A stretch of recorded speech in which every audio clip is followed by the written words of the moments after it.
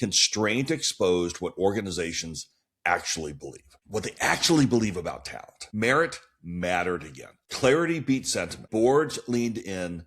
Experience talk faded when budgets tightened. And I think that pattern is not temporary.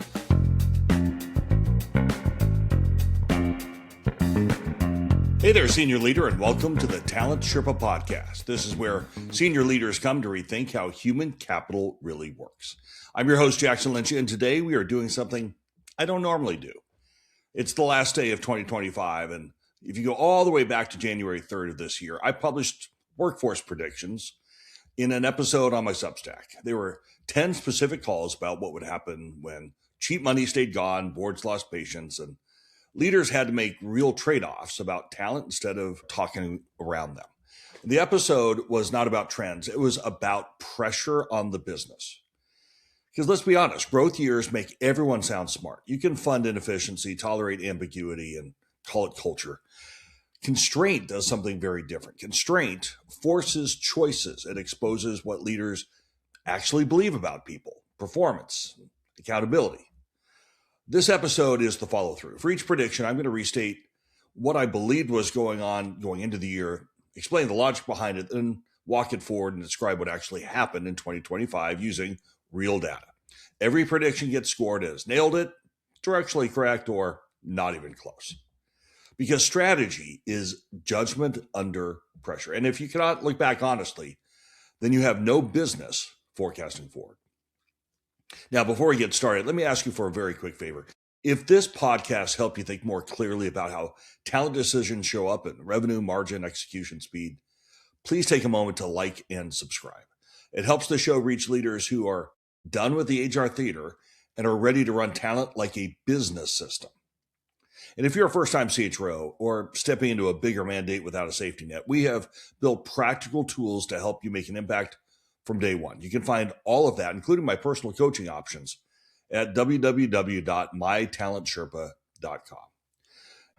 And a quick thank you to our sponsor, Dripify. If you are really serious about building signal-driven relationships without turning LinkedIn into a second job, and that's easy to do, you can find them at try.dripify.com/talentsherpa. It lets them know that you found them through us. All right.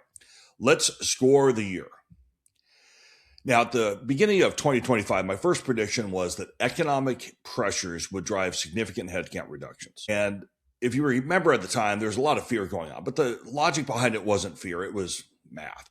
Interest rates were staying elevated. Debt became expensive to service. Boards stopped underwriting inefficiency. Leaders could no longer hide the bloat and the bloated structure behind growth narratives.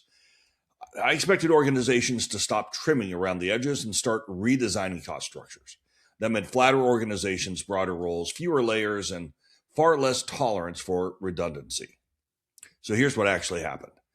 Through November 2025, U.S. employers announced 1.17 million job cuts, according to Challenger Gray. Through November 24, that number was 761,000.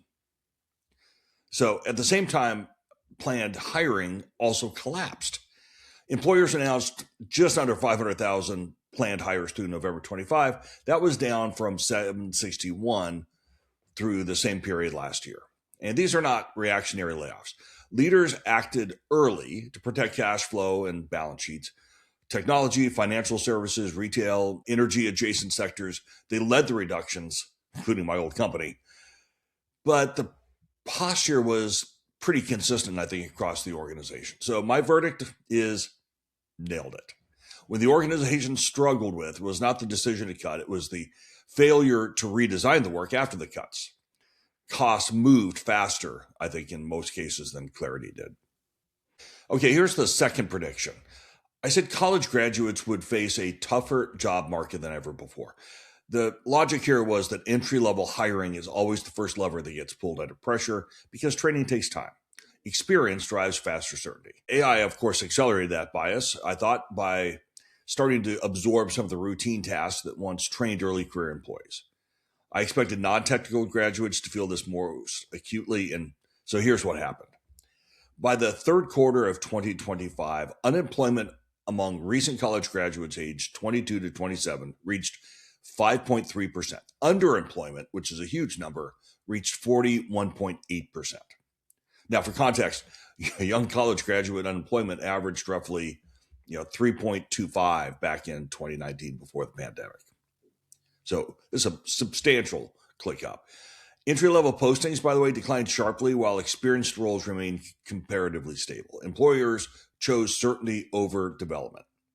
Degrees lost signaling power faster than the universities adapted, which is a whole long-term trend that we can talk about later. So the verdict there is nailed it. The on-ramp that professional work has normally relied on, it narrowed materially. And many organizations are going to pay for that gap later, I think. Here's prediction 3.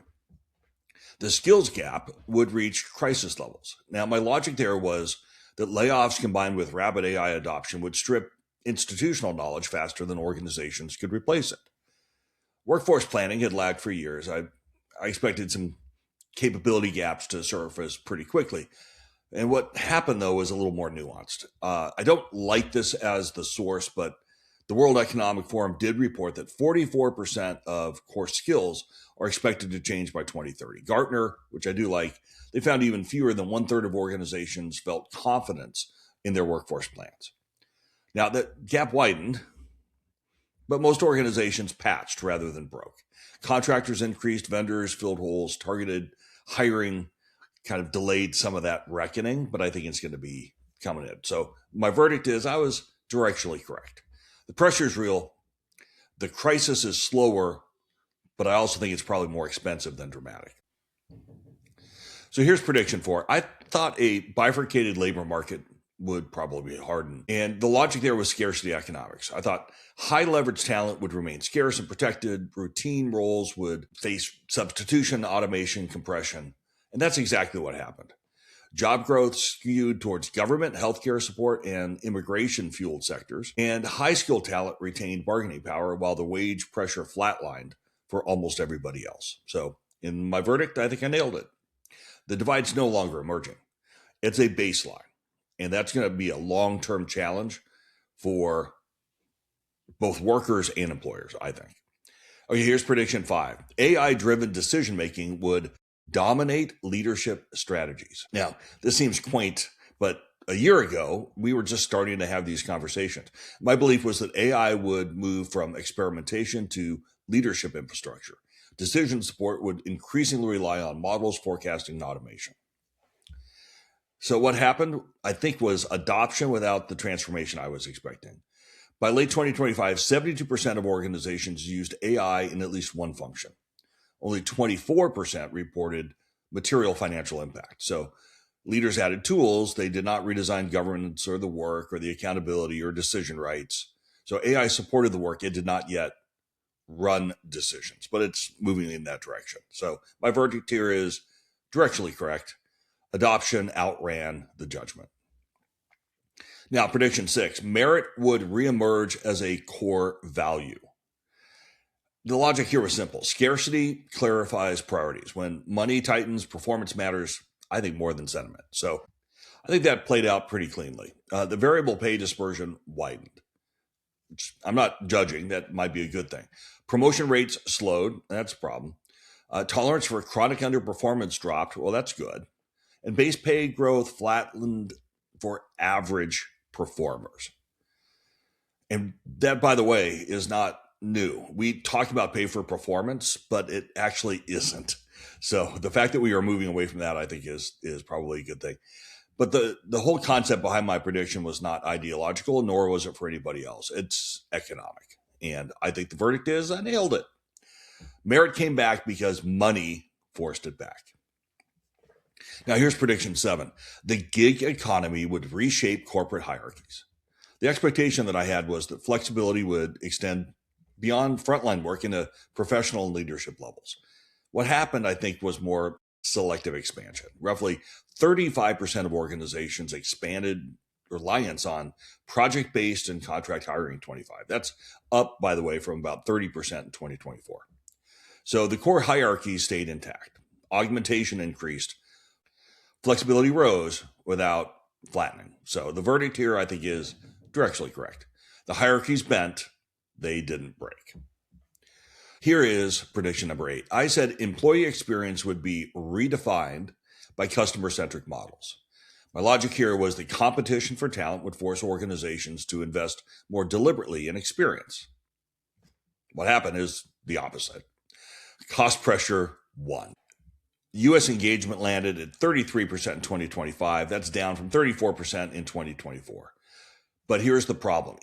Experience investments slowed. Manager overload increased. Clarity problems dominated feedback. So my verdict here is not even close. The experience collapsed under economic reality. It didn't grow, more important. Here's prediction 9. I said corporate transparency would polarize. The expectation was that some organizations would double down on openness and others would retreat into opacity. The split emerged, but I think it was a little bit more uneven. Disclosure expanded in some sectors and stalled in others. Pressure increased, but consistency did not. So my verdict here is directionally correct. The divide widened, but it did not have a resolution to it. Then here's the final prediction. I said boards would expand their focus on human capital. The belief was that talent would move from culture conversations to enterprise risk and value creation. I think that happened. More than 70% of boards in 2025 regularly reviewed talent metrics beyond CEO succession. That is up from less than 50% in 2024. Human capital has now entered the boardroom as a business issue, and that's good news. The verdict here is I nailed it, and I'm really happy that we did. Now, before we wrap, here's the part that matters. The goal here was never to be right, although I do like being right. The goal was to understand how pressure is going to reshape behavior. In 2025, Constraint exposed what organizations actually believe. What they actually believe about talent. Merit mattered again, not HR programs, not social engineering. Clarity beat sentiment. Boards leaned in.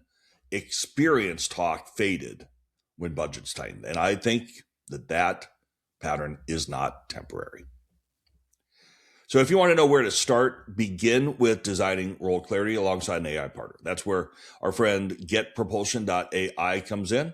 They have AI teammates that enable leadership to focus on the things that drive business outcomes. And if you're a first-time CHRO or preparing to become one, I would love to work with you.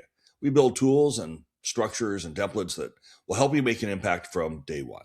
You can find everything over at mytalentsherpa.com and the best-selling talentsherpa.substack.com. And of course, I want to say thank you to Dripify, which you can find at try.dripify.com/talentsherpa. And that's it for now. Until next time, raise the bar, have a happy new year, and keep on climbing.